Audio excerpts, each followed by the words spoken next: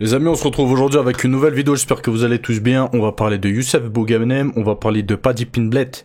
Il fait de plus en plus parler de lui, il sait faire le show, etc. Donc voilà, il fait encore parler de lui, les amis. Je pense qu'il, c'est pas, je pense, il tient des propos qui font polémique. Voilà, donc vous allez voir, il clash un petit peu tout le monde. Moi, il me fait penser un petit peu à Conor McGregor, en version Wish. Mais il me fait un petit peu penser à Conor McGregor, donc on va parler de lui. On va parler de Tsarukyan, on va parler de Teddy Riner, de Francis Ngannou. Bref, on va faire un petit peu le tour des réseaux sociaux, les amis. On commence tout de suite avec Youssef Bouganem. Youssef est très actif, les amis. Donc là, il doit recombattre en MMA. Attendez, je vous mets ça. Hop, hop, hop. Voilà. Youssef Bouganem doit faire son retour en moins de 72 kilos contre Mauro Tsos. Quelque chose comme ça. Donc, le 17 mai. Donc là, il a combattu il n'y a pas vraiment très longtemps. Pour son âge, etc. Oh là là, c'est quelqu'un d'extrêmement actif. Hein. Vraiment, c'est surprenant en fait. Au final, on a très peu de combattants qui sont aussi actifs que lui. Déjà, de par sa carrière, il a beaucoup combattu en boxe taille, etc. Et le mec, on le voit, il s'arrête pas. Hein. Il s'arrête pas, c'est vraiment un charbonneur. Et ouais, donc voilà, on va voir s'il a évolué en MMA. Par rapport au dernier combat qu'il a fait. En tout cas, il me semble qu'il continue à s'entraîner en MMA. Sa nouvelle passion, entre guillemets. Donc, vivement de le revoir dans la cage, voir ce qu'il donne.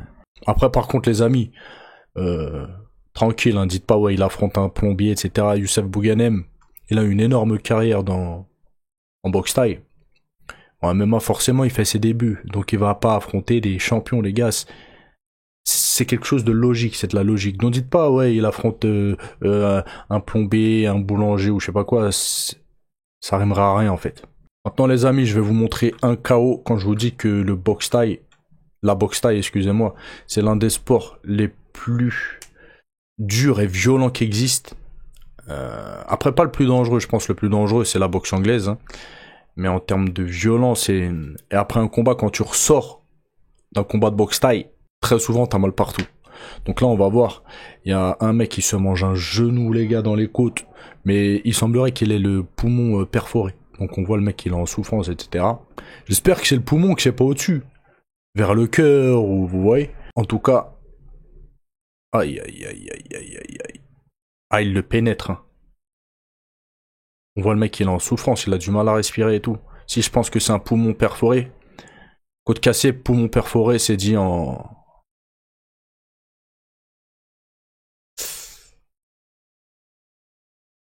Oh là là là là là là là là. Ah, le genou qu'il a mis, il est un pas deux. Hein. On continue les amis avec Robert Whittaker qui parle de Volkanovski. Donc en gros, Whittaker il est énervé, il l'a fait ressentir en fait. Il a dit ce qu'il avait à dire concernant Volkanovski. Parce qu'il a dit quoi comme les fans de MMA aiment le faire, dès qu'Alex Volkanovski a perdu, ils ont commencé à parler de son âge et à le traiter de fraude.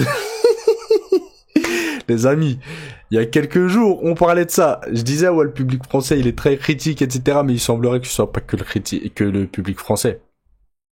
Là, on voit même aux States, en Australie, les gens, ils sont sans pitié. Donc, il continue en disant ce qui est la chose la plus stupide que j'ai jamais entendue. Et c'est vrai, encore récemment, là, parce que Volka a perdu contre Topuria, il y en a qui disent que c'est une fraude et que machin, ils trouvent des... Et les gars, Volka, ça a été pendant je sais pas combien de temps, le meilleur combattant au monde, pound for pound, il a été champion pendant je sais pas combien de temps, sauf que voilà, il commence à avoir un certain âge, je crois 38 ans, 37 ou 38 ans, c'est vieux les amis, d'accord, c'est vieux. Et à la base, lui, c'est un rugbyman. Il s'est mis assez tard au sport de combat, etc. Il a fait une carrière impressionnante et c'est vraiment un combattant très brillant. Donc oui, là, Robert Whittaker, il a poussé un coup de gueule, comme on dit. Il y en a marre. Il y en a marre du public qui critique tout et n'importe qui, tout et n'importe quoi. Parce que voilà, t'as une ou deux défaites. Et franchement, je suis d'accord avec lui, les gars. Arrêtez de remettre le niveau des gens et leur carrière. Et surtout, il y en a, ils remettent toute leur carrière, en fait. Le mec, il a prouvé pendant des années. Mais parce qu'il a 2 défaites consécutives contre des gros champions, contre Islam Makhachev et Topuria. Et à cause de ça, bah, il est surcoté. C'est comme Cyril Gane, en fait. il a roulé sur tout le monde, il a perdu contre 2 champions, John Jones et Francis Ngannou, surcoté, etc. Les gars, et à côté de ça, il y en a, ils viennent, ils regardent des combats d'amateurs ou de professionnels, de jeunes professionnels qui sont éteints. Faut dire les termes, ils sont éteints.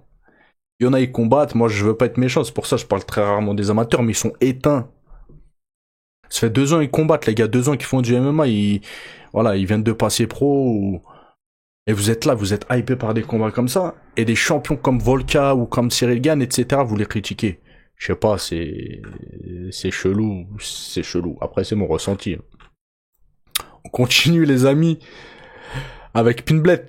Ah, franchement, les amis, pour le divertissement, s'il était champion, je pense qu'il pourrait apporter, on va dire, de la fraîcheur à l'UFC. Parce que là, bon, c'est vrai que on n'a pas de champion, comment dire, de champions qui mettent le show. Là, Alex Pereira, c'était la superstar entre guillemets de l'UFC, mais c'était fade. Chama. Voilà, c'est fade. Tu vois, l'époque de Conor McGregor ou même avant, quand il y avait des Lyoto Machida, des Anderson Silva, je sais pas, c'était pas pareil. Là, ces temps-ci, on a de très gros combattants, je parle pas en termes de niveau. Là, on a atteint un niveau à l'UFC, je pense, qui est presque inégalé dans l'histoire du MMA. Les gens, ils sont de plus en plus complets, etc. Mais c'est vrai que on n'a pas de combattants qui, en termes de divertissement, qui se démarquent des autres. Vous voyez? Et Paddy Pimblett, qu'on l'aime ou pas, c'est vrai que sur certains points, il peut être divertissant. Donc là, il a parlé de Tsarukyan, il a dit t'as Yesh dans ton froc, en parlant du fait qu'il devait combattre Islam Makhachev. Donc en gros, Paddy Pimblett allume Arman Tsarukyan après son forfait contre Islam Makhachev. Il a dit quoi? C'est juste un petit bourgeois à qui on a tout donné. C'est une petite MERDE. Arman, t'as Yesh dans ton froc. T'as pété et tu t'es Yesh dessus. C'est un malade. Mais attendez, vous allez voir que ça chauffe en fait entre les deux. Donc à la suite de ça, et Arman Tsarukyan, il a répondu. Et donc il a dit quoi? Dit le gars qui a eu le chemin le plus facile vers le sommet de l'UFC. Simplement parce qu'il a un drôle d'accent et la coupe de cheveux des Beatles vers son petit budget. Les gars, pour ceux qui ont vu la vidéo il y a 4-5 jours, c'est ce que je vous disais. Je vous disais, Paddy Pimblett, il se démarque des autres avec son patois anglais et avec sa coupe de cheveux. Et là, pour Arman Tsarukyan, c'est la même chose, mais c'est vrai en fait. Et voilà, on est plusieurs à ressentir la même chose, à faire le même constat. Donc quand j'ai lu ça, ça m'a fait rigoler en fait, parce que c'est quelque chose que je pense aussi. Paddy Pimblett, juste tu le regardes physiquement et tu l'écoutes parler, il est marrant le mec, parce qu'il a un drôle d'accent, etc. Et justement, Tsarukyan revient sur ça et dit quoi? Je te mets au défi de me call out si tu gagnes et on verra qui va Yesh dans son pantalon dans l'octogone. Quand je te rencontrerai le clown. @Paddy Pimblett. Donc on voit que ça commence à chauffer, les deux. Et il continue, il veut même taper Topuria, les amis. Mais il y a un truc, entre Topuria et lui, il y a vraiment un différent. Paddy Pimblett, quand je vous dis que c'est un Sisra, etc., il avait tenu là, il y a pas longtemps, des propos très très choquants et assez graves, justement, sur les Géorgiens, il me semble, je crois que c'est les Géorgiens, hein, qu'on me reprenne si je me trompe. Et Topuria, il a dit, c'est inadmissible. Si je le croise, on va se taper. Ce qu'il avait dit, en gros, si Topuria a l'intention de rentrer dans Paddy Pimblett, s'il le croise, par rapport aux propos qu'il a tenus, etc. C'est pour ça que, quand je vous dis que c'est un Sisra, c'est que il dit des choses, des fois, des dingueries. Et là, par rapport à ce qu'il avait dit pour Topuria, entre autres, il a aussi fait d'autres sorties. Mais là, celle qui me vient en tête, c'est par rapport aux Géorgiens, je crois. Donc voilà, c'est chaud entre eux. Et il a dit quoi? FUC ce nain, en parlant de Topuria, laissez-moi gagner la ceinture et pour ma première défense, je lui éclaterai les dents. Ouais, là c'est pareil, hein, les gars. Sur le papier, Topuria est 1 million de fois meilleur que Pimblett. Voilà. En tout cas, pour le divertissement, les voir se fighter, ça pourrait être pas mal. Moi, juste pour le divertissement, j'ai envie qu'il atteigne le top 3 de la KT. Juste pour le divertissement. Voilà. Après, comme je l'ai dit, moi c'est un combattant que je suis depuis ses débuts. début de carrière. Et au début de carrière, etc., je kiffais le personnage. Mais après, il a commencé à grandir ou à se dévoiler, en fait, à faire de plus en plus de sorties médiatiques. Il a tenu des propos chocs, etc. Bah, moi, qui colle pas avec ma façon de penser, etc. Donc, à partir de là, voilà. C'est un combattant, certes divertissant, mais que je cautionne pas, en fait. De par ses propos et sa façon de penser, etc. Bah, à côté de ça, oui, qu'il soit dans le top 3, histoire que ça nous divertisse un petit peu. Maintenant, les amis, on va parler de Francis Ngannou. Attendez, hop, je vous remets ça, voilà. Francis Ngannou donne 2 pistes pour son retour en boxe. En gros, il y a 2 possibilités. Donc, il pourrait combattre Tyson Fury, je crois, ou Deontay Wilder. Très clairement, les amis, comme je vous l'ai déjà dit, voir Francis Ngannou en boxe anglaise, voilà, ça me dit pas trop. Je préfère le voir en MMA, etc. Mais un combat qui pourrait me hyper, c'est contre Deontay Wilder. Voilà, 2 gros punchers, etc. 2 tapeurs. On voit, hein, Deontay Wilder, c'est pas le boxeur le plus technique. Il met des crochets larges, ça lui arrive de mouliner, etc. C'est un petit peu comme Francis Ngannou. Quand bien même, Francis Ngannou a pris du niveau en boxe anglaise ces derniers mois, ces dernières années. Voilà. Je pense que ça pourrait être un combat intéressant et qui me plairait. Voilà. Donc espérons que s'il doit combattre en boxe anglaise, ce soit contre Wilder. Maintenant les amis, on va parler de Teddy Riner, qui pourrait faire son entrée potentiellement en MMA. Du moins c'est ce que Jérôme Le Banner dit. Donc dans un premier temps, Jérôme Le Banner a avoué comprendre le choix de Teddy Riner de refuser l'UFC. Il semblerait que Teddy Riner ait refusé 20 millions de l'UFC pour quelques combats à l'UFC. Sur un mauvais coup, une carrière peut littéralement basculer, surtout chez les poids lourds. C'est totalement vrai. Il n'a pas fait d'erreur, après c'est son choix. Il veut peut-être pas mélanger. Il peut arriver un mauvais coup et de toute ta carrière, on va toujours se rappeler du dernier moment. Ah, c'est vrai. Surtout que Teddy Riner, il a une carrière dans le judo exemplaire. Je pense que c'est... Je m'y connais pas au judo, mais dites-moi si je me trompe. Je pense que c'est l'un des meilleurs combattants de judo au monde. Et de notre décennie, sans doute. Dites-moi, hein, pour les judokas, je sais qu'il y en a qui me suivent, si je me trompe ou pas. Et il continue en disant, je pense qu'il aurait pu faire quelque chose de pas mal en MMA en gros. Il aurait pu embêter pas mal de monde. Il a la puissance. Après, il faudrait voir s'il est bon, les coups, comment il les prend, tout ça. Après, le Banner plus fort que Teddy Riner.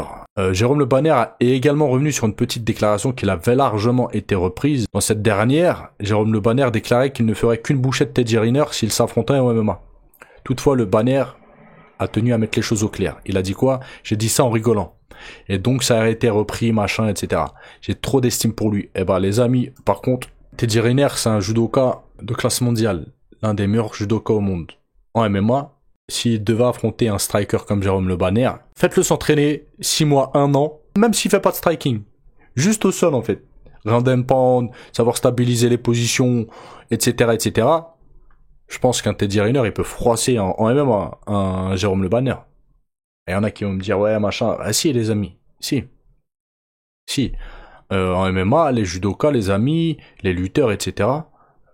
C'est très très fort. Et une fois que t'es au sol, c'est compliqué. Surtout si t'es un striker, t'as pas de bonnes bases au sol, en fait. Ou si t'as juste des bases. Tu peux vite être débordé.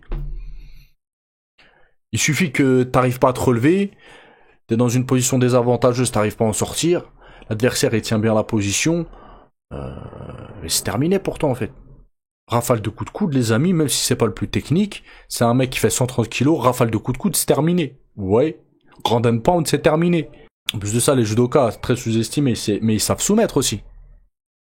Ils savent soumettre, ils ont, se dire, Teddy Riner, voilà, il aura pas le niveau d'un mec qui fait du JB, de la lutte à livrer, etc., mais il sait soumettre.